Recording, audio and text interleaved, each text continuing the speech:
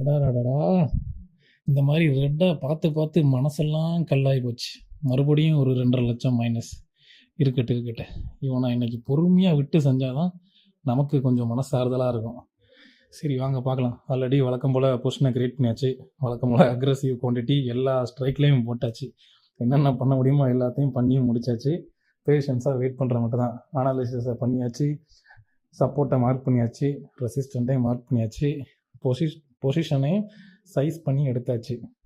எந்த ஆல்ட்ரேஷனும் பண்ண போகிறதில்ல, பொறுமையாக உட்காந்து தான் அடிக்கிறோம். போட்டு எவ்வளோ தூரம் போயிட்டு என்ன தான் பண்ணுறான்னு இன்றைக்கி பார்த்துறோம். இன்றைக்கி முடிஞ்ச போகிறோம் இவன் ஸ்டாக் மார்க்கெட்டு பார்க்கலாம் எவ்வளோ வருது அப்படின்ட்டு.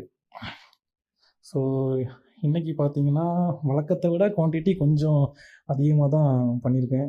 ஏன்னா நேற்றுக்கு பண்ண ஸ்ட்ராட்டஜி வீடியோ அப்படி இந்த லோ ப்ரைஸில் வந்து எப்படி ஹோல்ட் பண்ணி அதை அடிக்கலாம் அப்படின்ட்டு நான் அதை கண்டுபிடிச்சி தான் சேம் வழக்கம்போல் நம்ம ஸ்ட்ராட்டஜியும் யூஸ் பண்ணி ரெண்டையும் மிக்ஸ் பண்ணி தான் எனக்கு அடிச்சிருக்கேன். ஸோ இவ்வளோ கான்ஃபிடண்ட்டாக இருக்கும் அப்படின்னா நம்ம ஸ்கில் மேலே நமக்கு இருக்க அந்த ஒரு கான்ஃபிடென்ட் தான், வேறு ஒன்றுமே இல்லை. நம்மக்கிட்ட நிறைய பேஷன்ஸ் இருக்குது, ப்ளஸ் நம்ம ஸ்கில்லும் ஸ்ட்ராங்காக இருக்கனால இது எவ்வளோ ரூபாய்க்கு போனாலும் நம்ம உட்காந்து அடிக்கிற அளவுக்கு நம்மகிட்ட கெப்பாசிட்டி இருக்குது. ஆல்ரெடி நிறையா பண்ணியிருக்கோம், அதில் ஒன்று 10ல் 1 11ன்ற மாதிரி.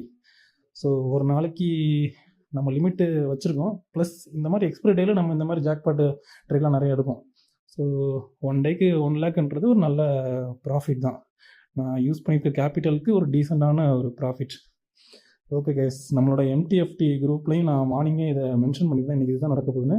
அது மாதிரி தான் நடந்திருக்கு. ஓகே கைஸ், நாளைக்கு இன்னொரு வீடியோவில் சந்திக்கலாம். பாய்.